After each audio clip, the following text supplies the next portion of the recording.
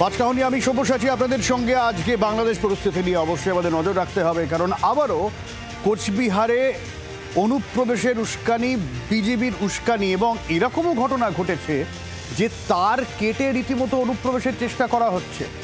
বিভিন্ন জায়গায় কাঁটাতার বসাতে দিচ্ছে না বিজেপি। তার মানে গোটা বিষয়টা স্পষ্ট, অনুপ্রবেশের চেষ্টা চলছে।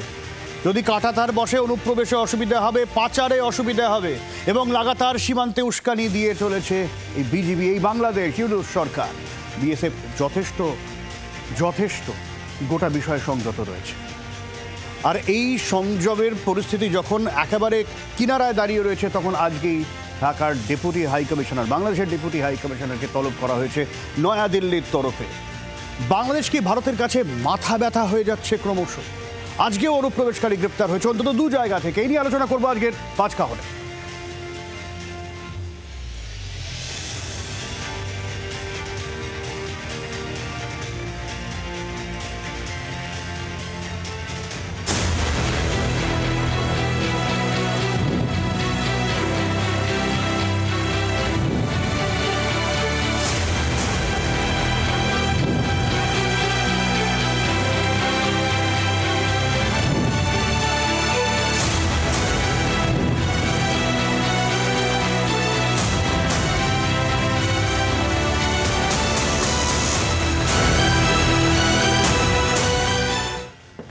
স্টুডিওতে যারা রয়েছেন একটু আপনাদের সঙ্গে আলাপ করিয়ে দিই। আমাদের সঙ্গে রয়েছেন তৃণমূলের অর্পণ ব্যানার্জি, কেতান জয়সওয়াল কংগ্রেসে, বিজেপির পৃথ্বীরাজ মুখার্জি রয়েছেন আমাদের সঙ্গে রাজনৈতিক বিশ্লেষক রাজাগোপাল ধর চক্রবর্তী রয়েছেন জাতীয় নিরাপত্তা বিশেষজ্ঞ আর্য ঘোষ। আর শুরুতে যে খবরে চোখ রাখবো, সীমান্তে একের পর এক উস্কানি কোচবিহারে, তার কেটে অনুপ্রবেশের চেষ্টা। তার মধ্যেই মুর্শিদাবাদ হোক বা দক্ষিণ চব্বিশ পরগনা, একের পর এক অনুপ্রবেশকারী গ্রেপ্তার। ভারতের মাথা ব্যথা বাড়াচ্ছে বাংলাদেশ, চাপ বাড়িয়ে ক্রমশ পাকিস্তান ঘেঁষা হয়ে উঠছে ইউনুস সরকার। সীমান্ত ইস্যু নিয়ে ঢাকায় ভারতীয় রাষ্ট্রদূতকে আগেই তলব করেছিল ঢাকায়, আর এবার পাল্টা নয়াদিল্লিতে বাংলাদেশের ডেপুটি হাই কমিশনারকে তলব বিদেশ মন্ত্রকের। গত কয়েকদিন ধরে লাগাতার উত্তেজনা ভারত বাংলাদেশ সীমান্তে। উত্তেজনা মালদা, নদিয়া থেকে কোচবিহারে, আবারও কোচবিহার। এবার মাথা ভাঙার ভুরাবুরি সীমান্তে কাঁটাতার কেটে অনুপ্রবেশের চেষ্টা। বিএসএফ বাধা দিলে ধারালো অস্ত্র নিয়ে হামলার চেষ্টা করে বাংলাদেশি দুষ্কৃতীরা। শূন্যে গুলি চালিয়ে পরিস্থিতি আয়ত্তে আনে বিএসএফ। এসবের মধ্যেই একের পর এক বাংলাদেশি অনুপ্রবেশকারী গ্রেফতার হচ্ছে। দক্ষিণ চব্বিশ পরগনার সোনারপুর থেকে 5 জন গ্রেফতার। জুলাই থেকে তারা এদেশে। এর মধ্যে জলিল নামে একজন বেআইনিভাবে এদেশে ঢুকেছিল। বাকিদের মধ্যে আর একজন চীনেও গিয়েছিল। জলিল ছাড়া বাকি 4 জন ভিসার মেয়াদ শেষেও থেকে যায়। অন্যদিকে সুতিতে সীমান্ত এলাকা থেকে 2 জনকে গ্রেফতার করা হয়েছে। ভারতের সঙ্গে বাংলাদেশের সম্পর্কের টানাপোড়েন শুরু হতেই বাংলাদেশের দিকে বন্ধুত্বের হাত বাড়াতে চাইছে পাকিস্তান। পাকিস্তানের ব্যবসায়ী প্রতিনিধি দল বাংলাদেশ সফরে গিয়েছে। সেখানেই বাংলাদেশের অন্তর্বর্তী সরকারের প্রতিনিধিদের সঙ্গে বৈঠক করার পর তারা বাংলাদেশের সঙ্গে সরাসরি ফ্লাইটের দাবি করেছে। পাকিস্তানের সঙ্গে মজবুত দীর্ঘমেয়াদী বাণিজ্যের আগ্রহ দেখিয়েছে বাংলাদেশ। এই পরিস্থিতিতে বাংলাদেশকে কড়া বার্তা দিয়েছে নয়াদিল্লি। বাংলাদেশের ডেপুটি হাই কমিশনার নুরুল ইসলামকে বিদেশ মন্ত্রকের তরফে তলব করা হয়। স্বাভাবিকভাবে দুই দেশের সম্পর্কের অগ্রগতির নিদর্শন তো নেই, বরং বাড়ছে চাপানুতর। ঘোলা জলে মাছ ধরতে মরিয়া চেষ্টা চালিয়ে যাচ্ছে ইসলামাবাদ। ব্যুরো রিপোর্ট, জি 24 ঘন্টা। আমি শুরুতে অর্পণের কাছে আসবো। অর্পণ, এই যে একের পর এক অনুপ্রবেশকারী পাকড়াও হচ্ছে, সোনারপুর থেকে শুরু করে আজকেও মুর্শিদাবাদে পাকড়াও হয়েছে। সোনারপুরে একেবারে ভিসার মেয়াদ শেষ হয়ে যাওয়ার পরে তারা ছিল, কেউ জাল আধার কার্ড বানিয়ে ফেলছে। সব তো বিএসএফের ঘাড়ে ফেললে হবে না? নিশ্চিতভাবে কোথাও ত্রুটি নিশ্চিতভাবে আছে, এটা অস্বীকার করার জায়গা নেই। সেটাকে আইডেন্টিফিকেশনও করা হচ্ছে, এবং একই সাথে এটাও মনে রাখতে হবে যে যে জঙ্গিরা ধরা পড়ছে, রাজ্য পুলিশের যদি সক্রিয় সহাবস্থান সহযোগিতা না থাকতো তাহলে তারা ধরা পড়তো না। দেখুন, পশ্চিমবাংলার মুখ্যমন্ত্রী জঙ্গি অনুপ্রবেশ ঘটিয়ে বাংলার বুকে বা দেশের বুকে অচলাবস্থা তৈরি করতে চান। আমার মনে হয় মমতা বন্দ্যোপাধ্যায়ের শত কড়া বিরোধীরাও এটা মানবে না। কিন্তু যে অভিযোগ মূলত কিন্তু এটা তো একটা বিষয় সামনে আসছে যে আমরা খুব একটা সিরিয়াস নয় এসবগুলো নিয়ে। এখানে যে কেউ পারছে সে হচ্ছে জাল পাসপোর্ট বানিয়ে নিচ্ছে, নাম পাল্টে নিচ্ছে, হাতে জাল আধার কার্ড এসে যাচ্ছে, কাঁটাতার পেরিয়ে চলে আসছে সবাই। বিএসএফ থেকে শুরু করে রাজ্য পুলিশ প্রত্যেকের দায় নিতে হবে। হ্যাঁ, আমি কেন্দ্রের ঘাড়ে ঠেলে দিলাম, রাজ্য খুব দারুণ কাজ করছে তা নয়। কেন্দ্র রাজ্য দুই তরফেই কোথাও গিয়ে একটা সিরিয়াসনেসের অভাব বলেই কি আজকে এই পরিস্থিতি নয়? না, অ্যাবসলিউটলি নিচু স্তরে দেখুন, আমি বিশ্বাস করি আমরা যে রাজ্য প্রশাসন হোক বা বিএসএফ হোক, গোটা ফোর্স কোনোদিনও খারাপ হতে পারে না, কিন্তু নিশ্চিতভাবে দুটো ফোর্সেই কোথাও কোথাও অসৎ ব্যক্তিরা রয়েছেন যারা নিজেদের কোনো না কোনো স্বার্থ চরিতার্থ করার জন্য, যেগুলো মূলত অর্থনৈতিক স্বার্থই হয়, সেগুলো চরিতার্থ করার জন্য এই অচলাবস্থা তৈরি করার চেষ্টা করেন রাজ্য প্রশাসনের পক্ষ থেকে এবং একই সাথে কেন্দ্রীয় সরকারের পক্ষ থেকে। বিদেশ নীতি তো কেন্দ্রীয় সরকার ঠিক করে, কেন্দ্রীয় সরকারের হাতে বিদেশ মন্ত্রক রয়েছে। রাজ্যের মাননীয় মুখ্যমন্ত্রী, ভারতবর্ষের বিদেশমন্ত্রী, স্বরাষ্ট্রমন্ত্রী প্রত্যেকে যৌথভাবে এটার সমাধান করতে পারেন এবং পশ্চিমবঙ্গ সরকারের পক্ষ থেকে মাননীয় মুখ্যমন্ত্রী প্রথম দিন থেকে বলে আসছেন, যখন থেকে বাংলাদেশে এই অচলাবস্থা তৈরি হয়েছে, সেই শেখ হাসিনার সরকার ফেলে দেওয়ার সময় থেকে শুরু করে এখনো পর্যন্ত, যে এই বিষয়টাতে বৈদেশিক যে কোনো বিষয়ে আমরা কেন্দ্রীয় সরকারকে সমস্ত রকমের সহযোগিতা করতে বদ্ধপরিকর। পৃথ্বীরাজ, এই যে এখন কাঁটাতার নিয়ে এত ঝামেলা অশান্তি চলছে, এটা আগে টনক নড়েনি? এই কাজটা আগে করা যেত না? সব্যসাচী বাবু, আপনাকে একটা জিনিস, ওখানে গ্রামবাসীরা, পৃথ্বীরাজ বলছেন যে এখান থেকে পাচার হয়, অনুপ্রবেশ হয়, আমাদের ফসল নষ্ট হয়। পৃথ্বীরাজ অস্বীকার করতে পারো না, বারবার বিএসএফ কে বলা হয়েছে, বারবার বিএসএফ এর নজরদারি কথা বলা হয়েছে, আজকে গিয়ে টনক নড়েছে। আমি আপনার প্রশ্নেই আসছি সব্যসাচী বাবু। বিষয়টা হচ্ছে, আপনি জানেন যে পার্শ্ববর্তী রাষ্ট্র বাংলাদেশে যখন এরকম একটা ইউনুসের মতো জঙ্গিবাদী সরকার প্রতিষ্ঠা হয়েছে, ঠিক সেই অবস্থায় দাঁড়িয়ে এই ইউনুসের অনুপ্রেরণায় আমরা দেখেছি 174টা জঙ্গিকে সেখানে ছেড়ে দেওয়া হয়েছে। তো স্বাভাবিকভাবে যখন একটা পার্শ্ববর্তী রাষ্ট্রে জঙ্গিদের একটা সরকার প্রতিষ্ঠা হচ্ছে, তখন স্বাভাবিকভাবেই তাদের চেষ্টা থাকে বা কোনো সময় তাদের ইন্টেনশন থাকে যে পার্শ্ববর্তী রাষ্ট্র ভারতবর্ষে কোনো একটা অস্থিরতা তৈরি করব এবং সরাসরি গজবায়ে হিন্দ প্রতিষ্ঠা করব। কিন্তু আমরা এমতাবস্থায় দেখতে পেলাম যে বিভিন্ন রাজ্যে, ভারতবর্ষের মধ্যে, ভারতবর্ষের বিভিন্ন অঙ্গরাজ্যে যখন কাঁটাতার দেওয়া হয়েছে এবং কিছু কিছু জায়গায় যেখানে ডাবল ফেন্সিং করা হয়েছে, সেইখানে আমরা দেখতে পেয়েছি সেই কাঁটাতার কাটবার চেষ্টা করছে। এবং আপনার প্রসঙ্গে যদি আমি আসি, এই যে আপনি বললেন যে কেন্দ্র সরকার কি করছে, 163টা মামলা দায়ের হয়েছে সুপ্রিম কোর্টে এবং সেইটা ভারতবর্ষের কেন্দ্রীয় সরকারের পক্ষ থেকে এবং বিএসএফ এর আধিকারিকদের পক্ষ থেকে যেটা করেছে হরিশ সালভে এবং আমাদের এসডি যিনি আছেন সলিসিটর জেনারেল তুষার মেহতা, তিনি মামলা দায়ের করেছেন। এবার বিষয়টা আপনাকে দেখতে হবে, যখন 24শে ডিসেম্বর ওই জসিমউদ্দিন রেহমানি, অর্থাৎ আনসারুল্লাহ বাংলার যিনি মাথা, জসিমউদ্দিন রেহমানি এই সন্ত্রাসবাদী বিএসএফ এর বিরুদ্ধে সমস্ত মুসলমানকে এক হবার কথা বললো, আমরা কি দেখতে পেলাম? আমরা দেখতে পেলাম ভারতবর্ষের কিন্তু কোনো মুসলমান এই বিএসএফ এর বিরুদ্ধে কথা বললো না। আমরা দেখতে পেলাম বিএসএফ কে কারা গালাগালি করলো, সরাসরি অভিষেক বন্দ্যোপাধ্যায় এবং মমতা বন্দ্যোপাধ্যায়। তো আমরা যদি 1 মিনিট চোখটা বন্ধ করে ভাবি, তাহলে আমরা কি এটা বলতে পারি না যে জসিমউদ্দিন রেহমানির আনসারুল্লাহ বাংলার মুখপাত্র কি এই মমতা বন্দ্যোপাধ্যায় এবং অভিষেক বন্দ্যোপাধ্যায়? এটা আমার অর্পণের কাছে প্রশ্ন থাকবে। এবং আরেকটা পয়েন্ট আমি বলে দিই, যে যখন এই 2024-এর লোকসভা নির্বাচন হলো, একদম রত্না বিশ্বাস, তৃণমূল নেত্রী রত্না বিশ্বাস সরাসরি দাঁড়িয়ে বলল যে জাকির দা নাকি ভালো লিঙ্ক করতে পারে সমস্ত ভোটার যারা সীমান্ত দিয়ে এই মাটিতে অনুপ্রবেশ করেছে বেআইনিভাবে, তাদেরকে যাতে ভোটার আইডি কার্ডটা জাকির দা করে দেয়, তার জন্য রত্না বিশ্বাস সরাসরি বললো এবং সেটা আপনাদের সহ বিভিন্ন সংবাদ মাধ্যমে সম্প্রচার হয়েছে। এই প্রশ্নটা আমার অর্পণের কাছে থাকবে যে এগুলো কি চলছে পশ্চিমবঙ্গে। আমি সংক্ষেপেই বলছি যে বিএসএফ কে গালাগালি করার যে প্রসঙ্গটা ভাই পৃথ্বীরাজ বলল, এই বিষয়টা এরকম যে আমি প্রথমেই যেমনটা বললাম যে প্রত্যেকটা ফোর্সে কিছু না কোনো জায়গাতে একদম নিচু স্তরে গ্রাউন্ড লেভেলে কিছু অসৎ ব্যক্তিরা থাকে। টার্গেট তাদেরকে করা হয়েছে, কারণ বিএসএফ এর যদি সক্রিয় সহযোগিতা না থাকতো তাহলে নিশ্চিতভাবে কাঁটাতার বেড়াজাল টপকে অনুপ্রবেশ ঘটতো না। কিন্তু কখনোই আমরা বর্ডার সিকিউরিটি ফোর্স, গোটা ফোর্সটাকে কলঙ্কিত করছি না। পশ্চিমবঙ্গ রাজ্য সরকার বা তৃণমূল কংগ্রেস দলগতভাবে এই নীতিতে বিশ্বাসী নয়। প্রথম দিন থেকে মমতা বন্দ্যোপাধ্যায় যেমনটা বলেছেন, বিএসএফ এর বিরুদ্ধে নয় ভাই, বিএসএফ এর বিরুদ্ধে যারা দুর্নীতিগ্রস্ত। তোমরা রাজ্য পুলিশের, আমি বলছি রাজ্য পুলিশকে কটাক্ষ করো, রাজ্য পুলিশের একাংশকে তোমার রাজ্য পুলিশ তো দারুণ কাজ করেছে। আমি তোমার কথা বলছি, খারাপ হতে পারে না, আমরা তো স্বীকার করছি। তোমার রাজ্য পুলিশ তো দারুণ কাজ করেছে। তাহলে জাভেদ মুন্সিকে কেন কাশ্মীর এসটিএফ এসে অ্যারেস্ট করলো? তোমার রাজ্য পুলিশ তখন কি করছিল? কাশ্মীর এসটিএফ অ্যারেস্ট করেছে রাজ্য পুলিশের রাজ্য পুলিশ কি করছিল? যারা voter card double voter card এই সাতরাদিদের বানিয়ে দিচ্ছে, সেই ডবল ভোটার কার্ড কার দ্বারা হচ্ছে? হচ্ছে তথ্য তো কিভাবে? কার দ্বারা ডবল সেটা ভোটার কার্ড নিশ্চিতভাবে হচ্ছে সেটা identification নিশ্চয়ই করা হবে। রাজ্য সরকারের দ্বারা সেটা হচ্ছে নিশ্চিত এই যে identification পাসপোর্ট করা হচ্ছে হবে। এই যে পাসপোর্ট জালিয়াতির তদন্ত রাজ্য প্রশাসন করছে। আরে পাসপোর্ট জালিয়াতিতে তোমার তদন্ত পুলিশ রাজ্য অফিসার প্রশাসন অভিযুক্ত করছে। একটু কে থাকে তার বিরুদ্ধে তদন্ত কি হবে। ভাই, কি তার ভাই? বিরুদ্ধে বিভাগীয় তদন্ত হবে।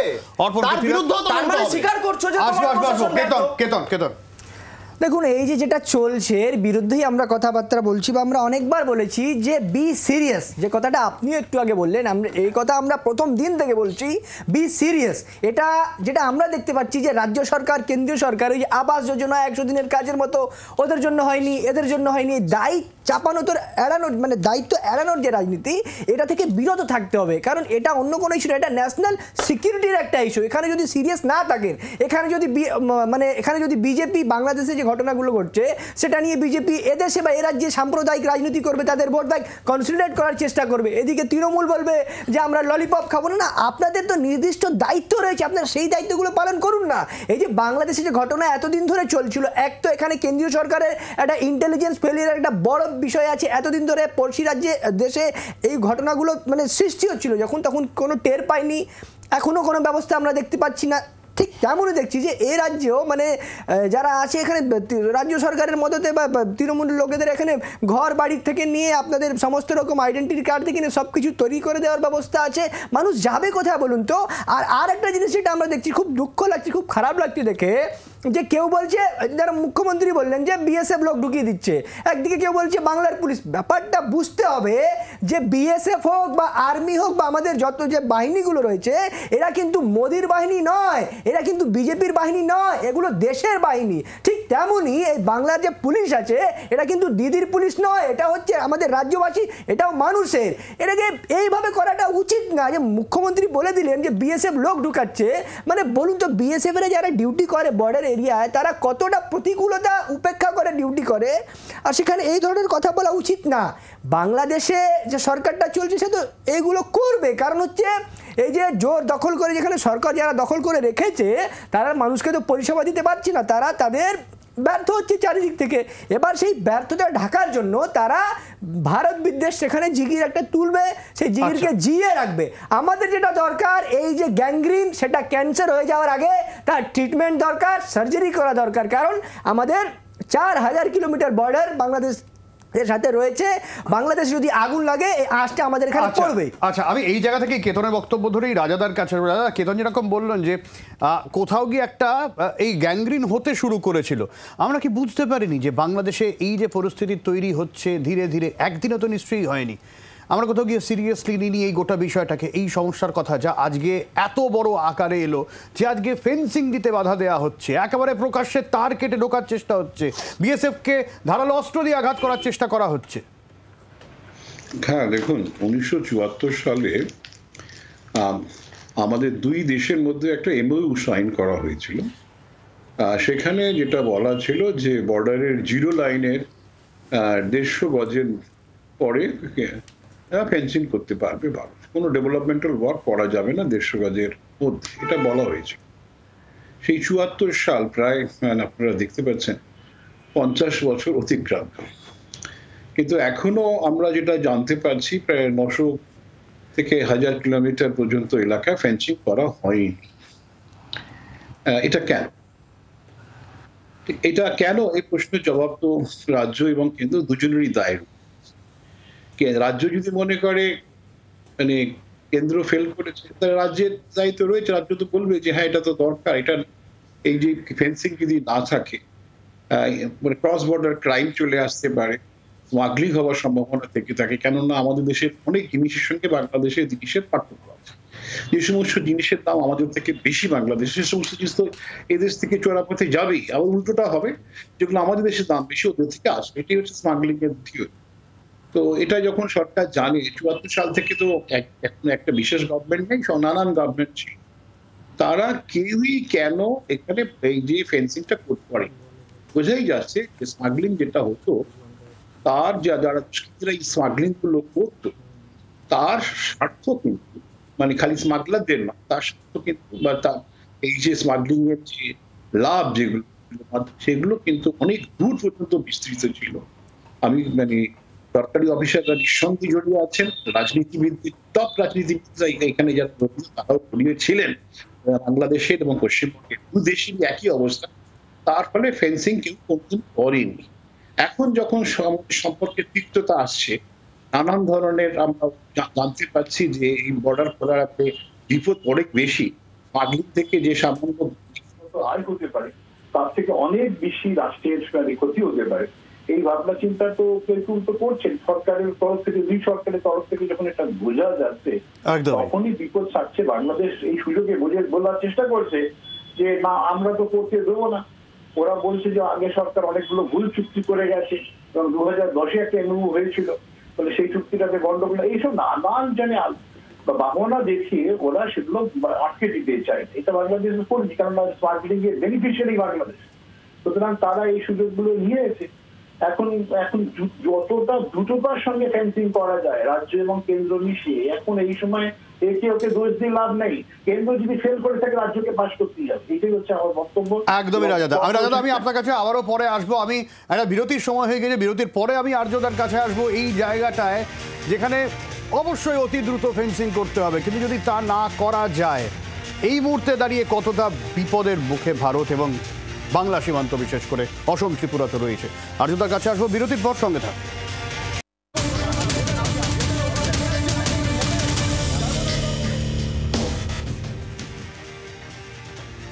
জাতীয় নিরাপত্তা বিশেষজ্ঞ আর্য ঘোষ রয়েছেন আমাদের সঙ্গে। আর্যদা, যদি এই পরিস্থিতি চলতে থাকে কতটা আশঙ্কার?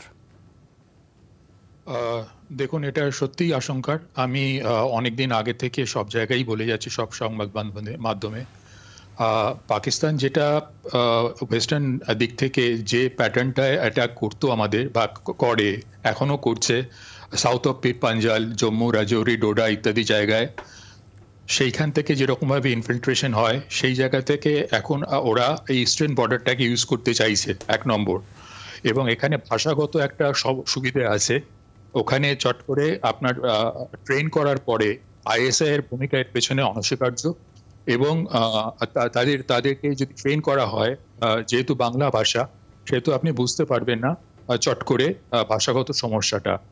আর দ্বিতীয়ত, এখানে দুটো জিনিস একটু ক্ল্যারিফাই করি আমি।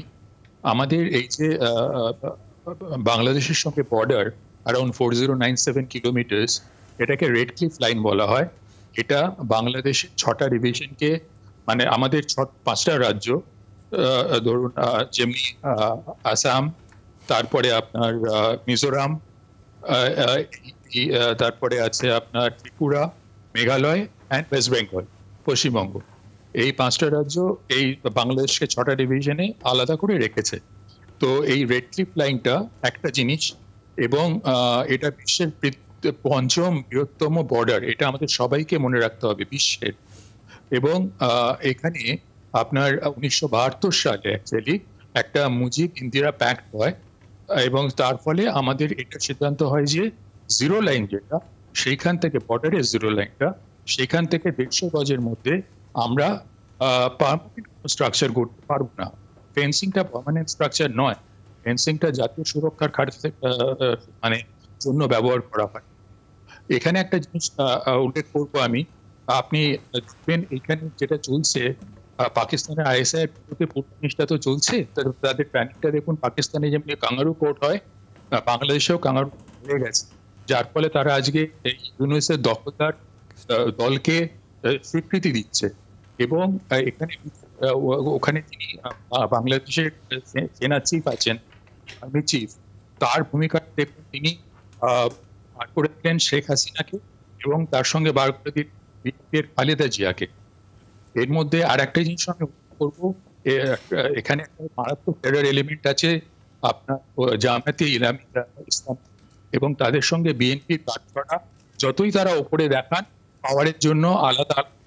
মনে রাখবেন, আর এরা শেখ হাসিনার ওপরে গ্রেনেড অ্যাটাকটা চালিয়েছিল এই যখন বিএনপি এবং জামাত ক্ষমতায় ছিল। সেই জন্য পাকিস্তান, বাংলাদেশের অবস্থা এই মুহূর্তে খুব ফ্যাটাইল। একদমই, বাংলাদেশের অবস্থা তো নড়বড়ে আমরা জানি, কিন্তু পৃথ্বীরাজ এই জায়গায় দাঁড়িয়ে আজকে বাংলাদেশের যে ডেপুটি হাই কমিশনার আজকে নয়াদিল্লির তরফ থেকে ডেকে পাঠানো হলো, এইবার কি করা হওয়ার সময় আসছে না আমাদের? দেখুন সব্যসাচী বাবু, বিষয়টা হচ্ছে 1947 সালের আগে তো বাংলাদেশ ছিল না, এবং পরবর্তীকালে বাংলাদেশ হয়েছে, 71-এর পরে বাংলাদেশ হয়েছে। এবার ডেপুটি হাই কমিশনারের সাথে মিটিং হবে, সেখানে কি হবে, ভারতবর্ষ কি অবস্থান নেবে, সেটা একান্ত আভ্যন্তরীণ বিষয় এবং সেটা ভারতবর্ষ ভেবে দেখবে এবং যা করার সেটা ভারতবর্ষ করবে। 47-এর আগে বাংলাদেশ ছিল না, পরবর্তীকালে বাংলাদেশ যে বাংলাদেশ তৈরি হয়েছে সে বাংলাদেশ নাই থাকতে পারে, কিন্তু বিষয়টা আপনাকে যে বুঝতে হবে যে আজকে বাংলাদেশের জন্য যে প্রতিকূলতা আমাদের ফেস করতে হচ্ছে, আজকে বাংলাদেশের জন্য পশ্চিমবঙ্গের মধ্যে যে জঙ্গি কার্যকলাপ বা যে জঙ্গি সন্ত্রাসবাদ তৈরি হচ্ছে, আমরা দেখছি কি, আমরা দেখছি লুটপাট হচ্ছে বাংলাদেশে, এবং মন্দির লুটপাট হচ্ছে।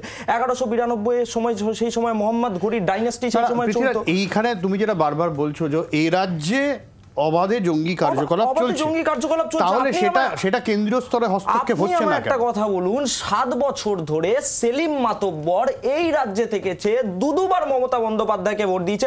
সেলিম মাতব্বর কোন সংগঠনের ছিল? আচ্ছা, 2রা জানুয়ারি 2025 বনগাঁর তৃণমূলের পুরপ্রধান মমতা বন্দ্যোপাধ্যায়কে চিঠি লিখছে যে স্থানীয় প্রশাসনের মদতে এইখানে অনুপ্রবেশ ঘটছে। এটা তৃণমূলকে বলছে, অর্থাৎ তৃণমূল নিজেই স্বীকার করছে যে তারা অনুপ্রবেশে মদত দিচ্ছে। এখান থেকে পরিষ্কার হয়ে যাচ্ছে।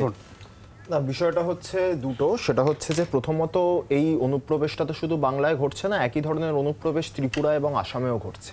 আমরা বলছি এটা দুর্ভাগ্যজনক, এবং কেন্দ্র ও রাজ্য, মমতা বন্দ্যোপাধ্যায়ের আমাকে একটু বলতে দিতে হবে, আমি সেটাই বলছি যে ত্রিপুরা এবং আসামে এক্স্যাক্টলি তুমি যেটা বললে, আমার বক্তব্যটা তো এটাই। হ্যাঁ, বলুন না। ত্রিপুরা এবং আসামে তৃণমূল কংগ্রেসের সরকার নেই, ত্রিপুরা এবং আসামে তোমাদের সরকার আছে, অর্থাৎ ভারতীয় জনতা পার্টির সরকার আছে, যে সরকার নরেন্দ্র মোদীর নেতৃত্বে কেন্দ্রে ভারতবর্ষকে শাসন করছে। ফলে ত্রিপুরা এবং আসামেও যদি জঙ্গি অনুপ্রবেশ ঘটে তাহলে প্রশাসন ব্যবস্থা নিচ্ছে। তোমার প্রশাসন কোথায় ব্যবস্থা নিচ্ছে? শেষ 6 মাসে কতগুলো জঙ্গি গ্রেফতার হয়েছে পশ্চিমবঙ্গ থেকে? তুমি বলো। যে জঙ্গি গ্রেফতার হচ্ছে, জঙ্গিকে গ্রেফতার করছে রাজ্য পুলিশের এসটিএফ। ক্যানিং থেকে যাকে গ্রেফতার করা হয়েছে, রাজ্য পুলিশের এসটিএফ গ্রেফতার করা হয়েছে, রাজ্য পুলিশের এসটিএফ গ্রেফতার করেছে।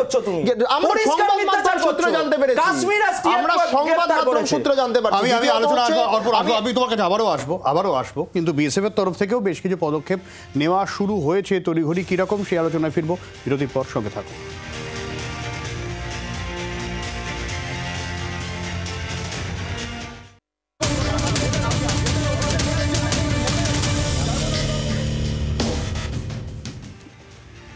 বনগাঁর পেট্রাপোলে ভারত বাংলাদেশ সীমান্তে 33 কিলোমিটারের মধ্যে 22 কিলোমিটার অংশেই কাঁটাতার নেই। বাংলাদেশের অস্থির রাজনৈতিক পরিস্থিতিতে এই অনুপ্রবেশ বাড়ছে। এই পরিস্থিতিতে সীমান্তের উন্মুক্ত এলাকায় পাকাপাকি কাঁটাতারের বেড়া দিতে জমি অধিগ্রহণ করছে বিএসএফ। উন্মুক্ত এলাকা ঘিরতে যাতে সমস্যায় পড়তে না হয় তার জন্য বসানো হয়েছে বিশেষ যন্ত্র।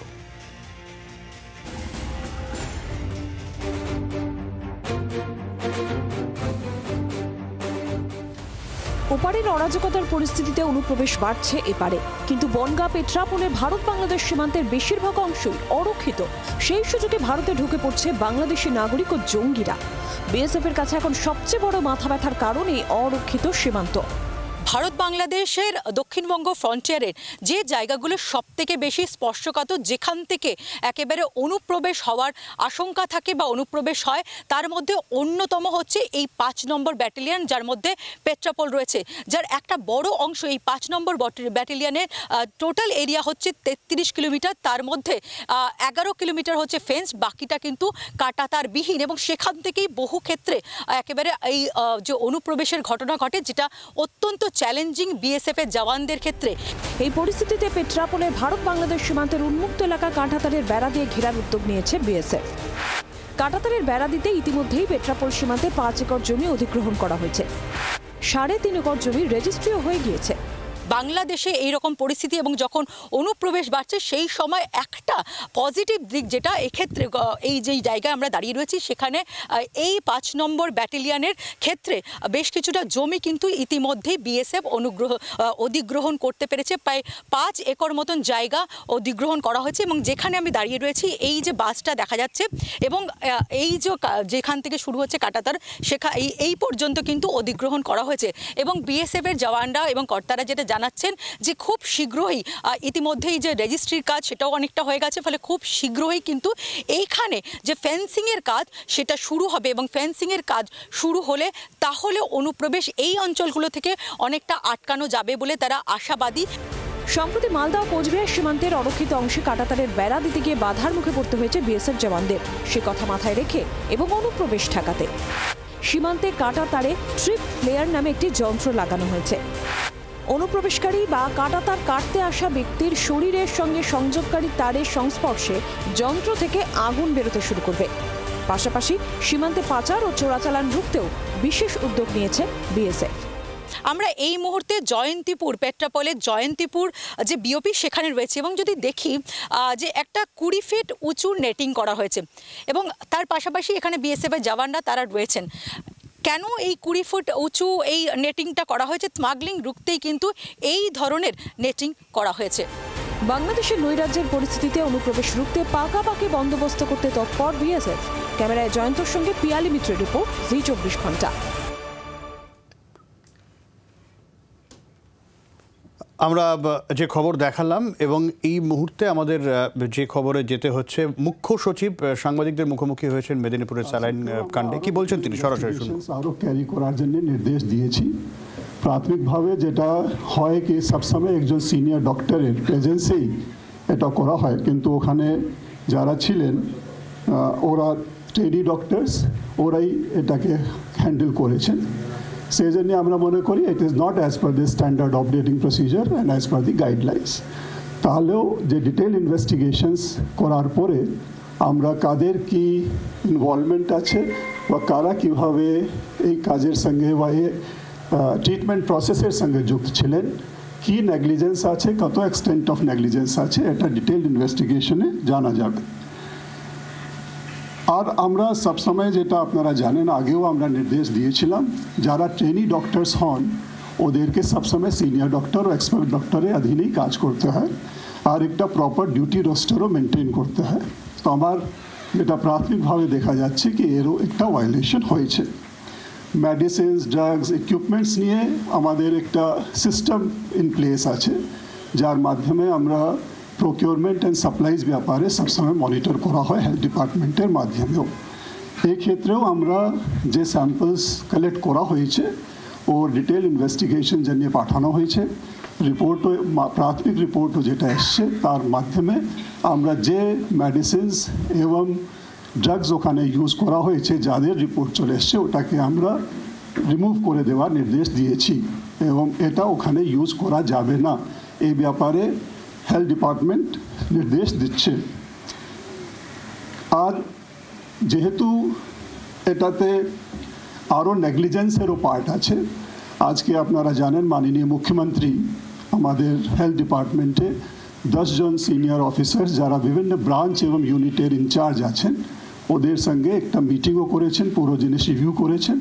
রিভিউ করার পরে ক্লিয়ার ডাইরেকশনস দেওয়া হয়েছে কি সাচ নেগলিজেন্স বা অ্যাডমিনিস্ট্রেটিভ ও প্রসিজারাল ল্যাপসেস কোনোভাবেই টলারেট করা যাবে না এবং ডিটেল ইনভেস্টিগেশন রিপোর্ট আসার পরে যারা রেসপন্সিবল আছেন, যারা গিলটি আছেন ওদের বিরুদ্ধে স্ট্রিক্ট অ্যাকশন নেওয়া হবে। তাছাড়া আমরা সিআইডিকেও ডাইরেকশনস দিয়েছি যাতে এই ব্যাপারে একটা ডিটেল ইনভেস্টিগেশন সিআইডির মাধ্যমেও করা হয়। যেহেতু যদি কোনো নেগলিজেন্স ওদের ইনভেস্টিগেশনও আসে আমাদের পুরো যে তদন্তের রিপোর্ট আছে এটাকে সাহায্য করবে এবং আমরা ঠিক অ্যাকশনসগুলো নিতে পারবো। আরও একটা ব্যবস্থা আমরা যেটা করতে যাচ্ছি যাতে এই যে কারেক্টিভ অ্যাকশনসগুলো এভাবে নিতে হবে যাতে এই সব ইনসিডেন্টসগুলো আগামী দিনে ফিউচারে রিকার না করে, এই ব্যাপারেও হেলথ ডিপার্টমেন্টকে মাননীয় মুখ্যমন্ত্রী নির্দেশ দিয়েছে। তো এটাই হলো আমার তরফ থেকে প্রাথমিকভাবে আপনাদেরকে বলা। আমরা সব রকম ব্যবস্থা করছি, এটা একটা বড় লস। আমরা যে ডিসিজড ফ্যামিলি ওদের সঙ্গেও টাচে আছি, ওদেরকেও যেরকম সাপোর্ট করার প্রয়োজন এইসব সাপোর্ট করা হবে। একটা ঘটনা, দুর্ভাগ্যজনক ঘটনা ঘটেছে, এটা যাতে আগামী দিনে পরবর্তীকালে না ঘটে এর জন্যে আমাদেরকে কারেক্টিভ অ্যাকশনস নিতে হবে। যে কোম্পানির স্যালাইন ব্যবহার করা হয়েছে বলে অভিযোগ আছে, সেই পশ্চিমবঙ্গ ফার্মাসিউটিক্যালসকে কি ইতিমধ্যে নিষিদ্ধ করা হয়েছে? যদি নিষিদ্ধ করা হয়ে থাকে সেটা কবে হয়েছিল তারপরে কি এই প্রোডাক্ট যেটা দেওয়া হচ্ছে বা ব্যবহার করা হচ্ছে সেটা কি করে করা হচ্ছে? না, আমরা আগেও একবার এটা নিয়ে টেস্টিং করা হয়েছিল, তখন প্রোডাকশন বন্ধ ছিল। আবার 7 তারিখে প্রোডাকশনের বন্ধ করার নির্দেশ দেওয়া হয়েছে, গত 7 তারিখে 7 জানুয়ারি। অ্যান্ড যে স্যাম্পলসগুলো বা যে প্রোডাক্টসগুলো আমাদের কাছে ছিল সব ব্যাচে টেস্টিং করারও নির্দেশ দেওয়া হয়েছে। অ্যান্ড টেস্টিংয়ের রিপোর্টের উপরেই পুরো নেক্সট স্টেপসগুলো নির্ভর করবে। আমরা কোনোভাবে কোনো এরকম মেডিসিন ড্রাগ ব্যবহার করা যাবে না যার টেস্ট রিপোর্টস নেগেটিভ আসে। আমাদের NABL ল্যাবস আছে, বিভিন্ন ল্যাবগুলোর মাধ্যমে যখন প্রকিউরমেন্ট করা হয় তাহলে প্রত্যেক স্যাম্পল টেস্টিংও করা হয়। স্যাম্পল টেস্টিং যখন অ্যাফার্মেটিভ হয়, পজিটিভ হয়, তখনই ওটাকে ব্যবহারে লাগানো হয়, ওর ছাড়া কখনো ব্যবহার করা যায় না। এই যে ঘটনা ঘটেছে তার পরিপ্রেক্ষিতে যে স্যাম্পলস বা যে স্যালাইন বা আপনার RL ইউজ করা হয়েছে ওরও টেস্টিংয়ের জন্য হেলথ ডিপার্টমেন্ট পাঠিয়েছে। রিপোর্টস আসার পরে ব্যবস্থা নেওয়া। এক এক করে কথা বলেন যে সিনিয়র ডাক্তার থাকতে হবে তার আন্ডারে। Sure, yes yes yes. যে সিনিয়র ডাক্তার ছিলেন না, যার থাকার কথা ছিল, এরকম তার বিরুদ্ধে কোনো ব্যবস্থা? অফকোর্স আমরা কোনো নেগলিজেন্স বরদাস্ত করব না, এটা পরিষ্কার নির্দেশ দেওয়া হয়েছে। প্রিলিমিনারি ইনকোয়ারি রিপোর্ট যেহেতু এসেছে, আমরা সেই জন্যেই তার পরিপ্রেক্ষিতেই, তার ফাইন্ডিংসের পরিপ্রেক্ষিতে আমরা ডিটেইলড ইনভেস্টিগেশনের জন্য বলেছি accountability will be fixed and those found responsible or guilty action will be taken against them.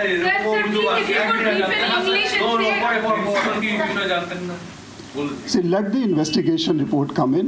ওর মধ্যে নিচে থেকে উপরে অবধি যাদের যে ইনভলভমেন্ট আছে বা যাদের কিছু করণীয় ছিল কিন্তু ঠিক মতন করেননি বা কোথাও ল্যাপসেস আছে, এটা সব রিপোর্টে চলে আসবে।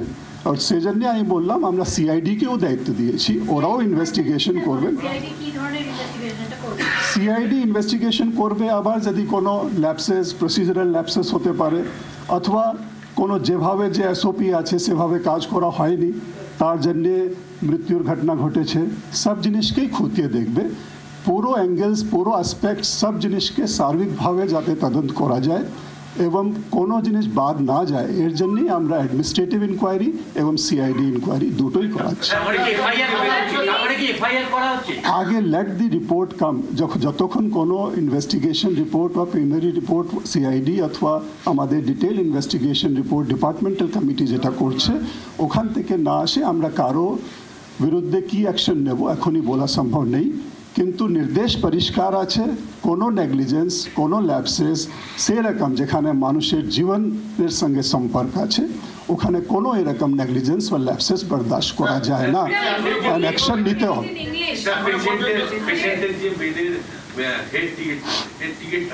সেই টিকিটে ব্যাচ নাম্বার দিয়ে পেশেন্টকে দিয়ে সাইন করানো হয়েছে, তারপর সাইন দেওয়া হয়েছে, এরকম একটা এটা আমি আপনাদের মিডিয়া খবরে দেখেছি। সেরকম মুচলেকা কেন লেখানো হয়েছে, কি লেখানো হয়েছে, that will also B A part of the investigation. If anybody is found having done it and is responsible for doing it, we'll have to take action. Sir একটা বিষয় স্যার, এই যে আমরা একজনকে হারালাম, এটা কি স্যালাইনের জন্য নাকি নেগলিজেন্স? এটাও সি ইনভেস্টিগেশনেরই পার্ট থাকবে, বিকজ সি স্যালাইনের জন্য হলো ইয়া অন্য কোনো কারণে হলো বা সার্জারিতে কোনো অন্য কোনো কমপ্লিকেশনের জন্য হলো, এটা ইনভেস্টিগেশনের রিপোর্ট আসার পরেই আমরা আপনাদেরকে সব জিনিসই জানাবো। আজকে যেহেতু আমাদের প্রিলিমিনারি রিপোর্ট এসছে, আমরা রিভিউ করে দেখেছি, সেই জন্যই আপনাকে ব্রিফ করা হলো।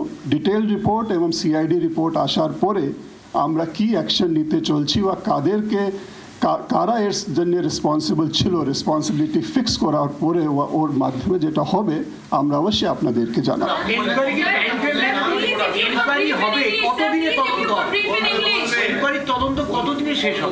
আমরা administrative inquiry report, preliminary report 2 দিন জন্য বলেছিলাম, 2 দিনের মধ্যে পেয়েছি। সেখান থেকে যেটা আমরা অনুসন্ধান করে পেলাম ওটা আমি আপনাদেরকে জানালাম। আরও 3 দিনের মধ্যে আমরা বলেছি ডিটেল রিপোর্ট ডিপার্টমেন্ট থেকে আসবে, 3 দিনের মধ্যে রিপোর্ট আসবে। এবং CID-কে আজকে যেহেতু আমরা বলছি, তো আমরা আশা করছি ওরাও শীঘ্রই আমাদেরকে রিপোর্ট দেবে, ওটাও আমরা রিভিউ করব। সার্জারির সময় যিনি অ্যানাস্থেসিয়া করেন তিনি কি ছিলেন? সি লেট দ্য রিপোর্ট কাম। এখন আমি এক্স্যাক্টলি কারা কারা ছিলেন না এখনই এটাকে বলার সম্ভব নেই। যখন রিপোর্ট আসবে তখন কারা এর মধ্যে রেসপন্সিবিলিটি কাদের ফিক্স করা যায় এটা রিপোর্ট মাধ্যমেই আমরা আপনাদেরকে বলতে পারবো। যত এসএসকেএমের আজকে দেখা গেল গিয়ার ইন্ডাস ল্যাক্টের যত ছিল যে ফার্মাসিউটিক্যাল কোম্পানি যেটা ছিল পশ্চিমবঙ্গের সমস্ত কিছু বাতিল করে দেওয়া হলো এবং অন্য কোম্পানি নতুন নিয়ে আসা হলো। তাহলে তো কি মানে স্যালাইন থেকেই হয়েছে মনে করা হচ্ছে না, because that is one of the suspicion. So certainly we have to take corrective action. আমাদের যে কোনো যে কনসিকুয়েন্স বা যে কোনো ইমপ্লিকেশনস এখানে আমরা ডিসাইফার করতে পারছি। যেহেতু এটা বলা হচ্ছে আমরা ওটা টেস্টিংয়ের জন্য দিয়েছি, কোনো চান্স না নেওয়ার জন্যে আমরা যতক্ষণ রিপোর্ট পারফেক্ট আসছে না ততক্ষণ আমরা ওটা সাবস্টিটিউট করার জন্য বলেছি, রিপ্লেস করার জন্য বলেছি। After all treatment is a continuous process. আমরা ওখানে তো প্রয়োজন হতেই পারে, লোকদের যে প্রয়োজন হবে আমরা তো সেই জন্য we have to give them where we have confidence. আমরা ওটাই সেই জন্য রিপ্লেস করার জন্য আমরা ওখানে পাঁচটা মায়েরা ওখানে উপস্থিত ছিলেন, মা ছিলেন 5 জন। তো ওর মধ্যে বললাম 4 জন দেওয়া হয়েছিল। এই স্যালাইন তো সেদিন কি শুধু 4 জনকেই দেওয়া হয়েছিল? না, that's what I am saying. এটা এই স্যালাইন তো হতে পারে অন্য হসপিটালেও অন্য জায়গায়ও দেওয়া হয়েছে। সি তো আমাদের সব জিনিস খতিয়ে দেখতে হবে কি what is the exact cause of this death. Surgical part complexity অন্য রকম আছে, নেগলিজেন্স আছে, প্রসিজারাল ল্যাপসেজ আছে, এসওপির ভায়োলেশন আছে। সব জিনিস ইনকোয়ারি কমিটি দেখে আমাদেরকে জানাবে, তারপরে আমরা নেক্সট অ্যাকশন নিতে পারব।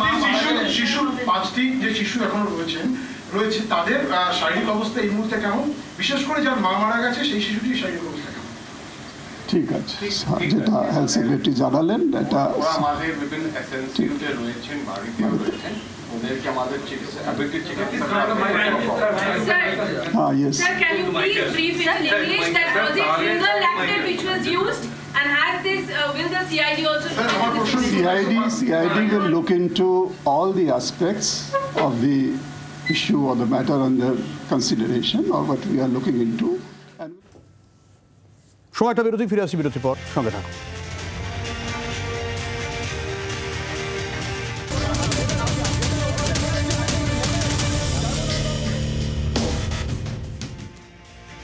আমি সরাসরি কেতনের কাছে আসবো। কেতন, আমরা যে ইস্যু আমাদের পাল্টে গেল, কারণ মুখ্য সচিব তিনি সাংবাদিকদের মুখোমুখি হয়েছিলেন, বিশেষ করে স্যালাইনে, প্রসূতি মৃত্যু, এবং তা নিয়ে এখনো পর্যন্ত রাজনৈতিক চাপানুতর চলছে। কিন্তু দুটো তথ্য সামনে আসছে এখনো পর্যন্ত।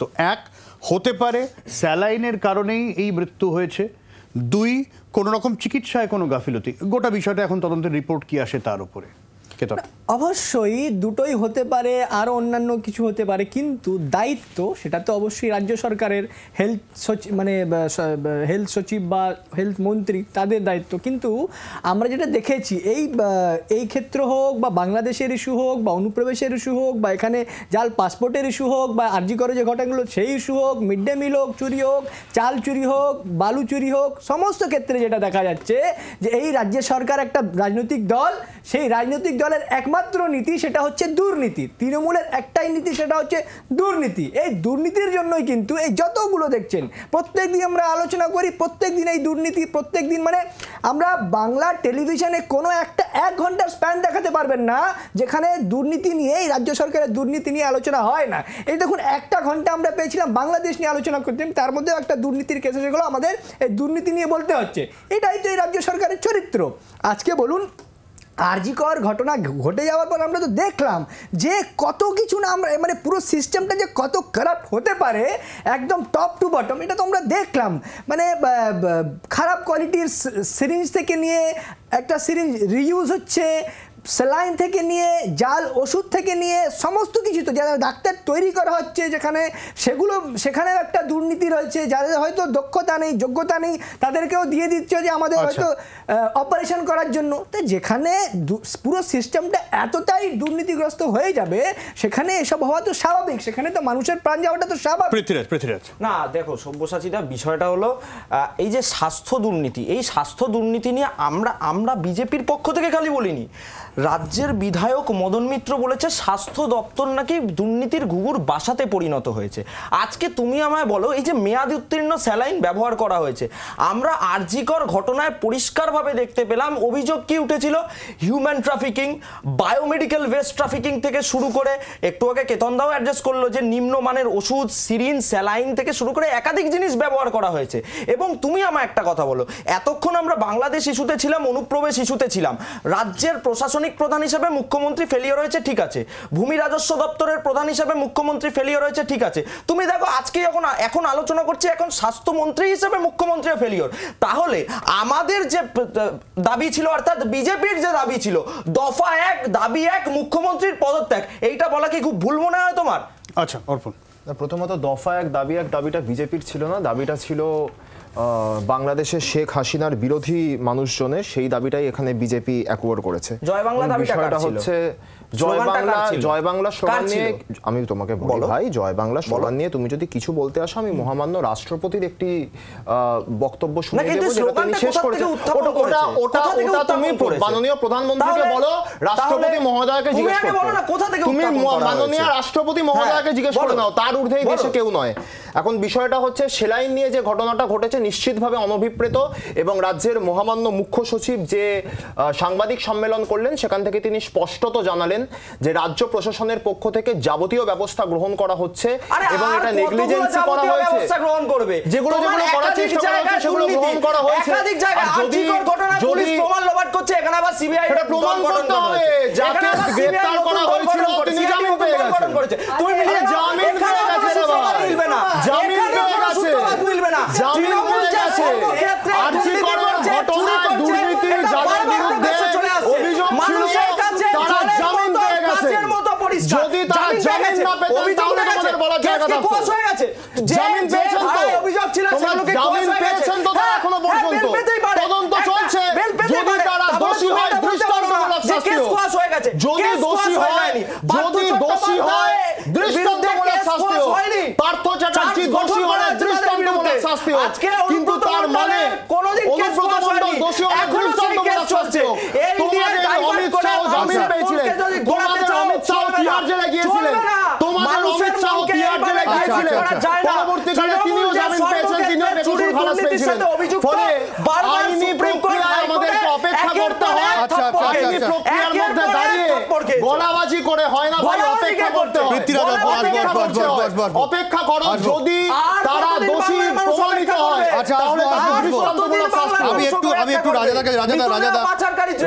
রাজাদা আমরা যে ইস্যু নিয়ে শুরু করেছিলাম অনুপ্রবেশ, আমাদের মানে ভেতরে এত রকম ইস্যু চলছে অনুপ্রবেশের, বাংলাদেশের আমরা আন্তর্জাতিক স্তরে হইচই চলছে, স্বাস্থ্যের মতো একটা বেসিক একদম ন্যূনতম একটা বিষয় যেখানে অসংখ্য মানে নিম্নবিত্ত মানুষ তারা এর ওপরে নির্ভরশীল। এই প্রসূতি মৃত্যুর ঘটনা আপনি আমার সাথে একমত হবেন, এই প্রথম কিন্তু নয়, এবং একাধিক ক্ষেত্রে আমরা দেখেছি একাধিক বিষয় উঠে এসেছে, সেগুলো আপনার মনে হয় ঠিক করে অ্যাড্রেস হয়? দেখুন, মানে যে কথা আমাদের চিফ সেক্রেটারি বললেন বেশ ভালো লাগছিল শুনতে, কিন্তু যে সব সময় এই কি ধরনের কথা বলা হয় তদন্ত করে দেখছি, এই তদন্ত করে কি যে দেখা হয় আমরা কেউই জানতে পারি না, বা কি ব্যবস্থা না হয় সেগুলোই জানতে পারি না। অর্থাৎ তদন্তটা খালি যে মানুষের যে দুঃখ, যন্ত্রণা, ক্ষোভ, সেইগুলোকে প্রশমিত করার নামই হচ্ছে তদন্ত। তারপরে ব্যাস মানুষ ভুলে যায়, সংবাদপত্র, মিডিয়াও তারা খুব একটা কথা বলে না, ব্যাস দোষীরা যে যা ছাড়া পেয়ে যায়। বুঝাই যাচ্ছে যে নেগলিজেন্স থাকলেও কিন্তু একটা বড়, যারা ওষুধ সাপ্লাই করেন তাদের একটা বড় চক্র অসাধু প্রক্রিয়ার মধ্যে জড়িয়ে আছেন, তাদেরকে প্রপারলি কখনোই অ্যাডভাইস করা হচ্ছে না। দেখবেন এরা যদি ধরাও পড়ে ছাড়াও পাবে, আবার মানে ব্যাপকভাবে এরা গ্রোথ দেখা যায়। আমার এই তদন্ত প্রক্রিয়াটাই একটা আইওয়াস ছাড়া আর কিছু লাগে না। তো যাই হোক, মানে আমরা ওয়েট করবো, 5 দিন নিশ্চয়ই ওয়েট করা দরকার করতে বলেছেন, তারও 3 দিন, সেটা আমরা নিশ্চয়ই ওয়েট করবো। আর কি বলবো, একদমই। আমি সবাইকে অনেক ধন্যবাদ দেবো, কারণ আমার যেটুকু সময় আছে আমি একটু আর্যদার কাছে আসতে চাইবো, কারণ একেবারে শুরুর যে ইস্যু নিয়ে আমরা শুরু করেছিলাম বাংলাদেশ, আমি সেই ইস্যু নিয়ে শেষ করতে চাইবো। এবং আর্যদা, একটু জানতে চাইবো যে পরিস্থিতি চলছে, আজকে ডেপুটি হাই কমিশনারকে ডেকে পাঠা হলো নয়াদিল্লির তরফে, বাংলাদেশের ফিউচার কি, ভবিষ্যৎ কি বুঝছো? দেখুন, এখানে ফিউচারটার সম্বন্ধে বলতে হলে আমি এইটুকুনি বলবো যে আমাদের সমস্ত ধরনের সাবধানতা অবলম্বন করা উচিত। এর আগের দিন আপনাদের অনুষ্ঠানে আমি বলেছিলাম যে প্রযুক্তিগত সাহায্য নিতে হবে, যেটা এলওসিতে লাইন অফ কন্ট্রোলে আমাদের দেশের পশ্চিম প্রান্তে আমরা নিই।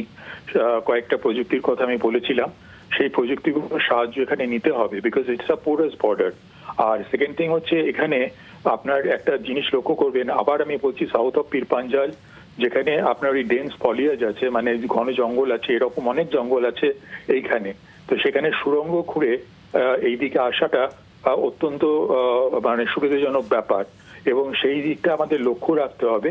ইলেকট্রিফাইড ফেন্সিং করতে হবে, লাইটিং প্রচন্ড স্ট্রং করতে হবে, ভিলেজ ডিফেন্স কমিটি করতে হবে। আজকে একটা খুব ভালো আমি খবর দেখলাম যে সুখদেবপুর সীমান্তে ভিলেজ ডিফেন্স কমিটির কথা এর আগে আমি বলেছিলাম, এবং সেখানে মহিলারা এগিয়ে এসছেন। এটা একটা পথিকৃত বলবো আমাদের দেশে। আমি তাদেরকে প্রণাম জানাই, স্যালুট জানাই যে তারা আজকে নিজেদের রক্ষার্থে এগিয়ে এসছেন। কিন্তু আমি একই সঙ্গে এইটুকুনি বলবো, একজন নিরপেক্ষ জাতীয় সুরক্ষা এবং নিরাপত্তা বিশেষজ্ঞ হিসাবে, বিশ্লেষক হিসাবে, যে আমি এটা তো একদিনের ঘটনা না, আজকের ঘটনা না। আজকে এসকালেশনটা দেখছেন, তার একটা ডিফারেন্ট কারণ আছে। কিন্তু আমি বিএসএফ এবং রাজ্য প্রশাসন দুই দিকেই আমি খুব একটা সন্তোষ ব্যক্ত করতে পারলাম না, কেননা এটা অনেক দিনের ঘটনা। আমাদের এখন এই ইন্টারনাল সিকিউরিটির ব্যাপারে অত্যন্ত নজর দিতে হবে। প্রতিটা পাড়ায় এখানে একটা এই জিনিসটা যেন না আসে যে ক্যাসো, যেটা কাশ্মীরে হয়, কর্ডন অ্যান্ড সার্চ অপারেশন, সেইটা রাজ্য প্রশাসনের দিক থেকে শুরু করতে হবে পাড়ায় পাড়ায়। কেন এত বেআইনি নির্মাণ করে উঠেছে, এত রকমের, কে জঙ্গি কে সাধারণ মানুষ আমরা জানি না, সেটাকে আইডেন্টিফাই করতে হবে 26/11 এড়াতে হলে। ঠিক, অনেক ধন্যবাদ আর্যদা, অনেক ধন্যবাদ প্রত্যেককেই। এবং কোন দিকে পরিস্থিতি যায় সেদিকে অবশ্যই আমাদের নজর রাখতে হবে, এবং সাধারণ মানুষকেও কিন্তু সচেতন থাকতে হবে। তা সীমান্ত সুরক্ষাই হোক বা স্বাস্থ্যক্ষেত্রেও হোক না কেন, প্রত্যেকটা ক্ষেত্রে প্রশাসন যার যেরকম ভূমিকা সেরকম পদক্ষেপ নিক, সেটাই তো আমরা চাই। এখানেই শেষ করছি, সঙ্গে থাকুন 24 ঘন্টা।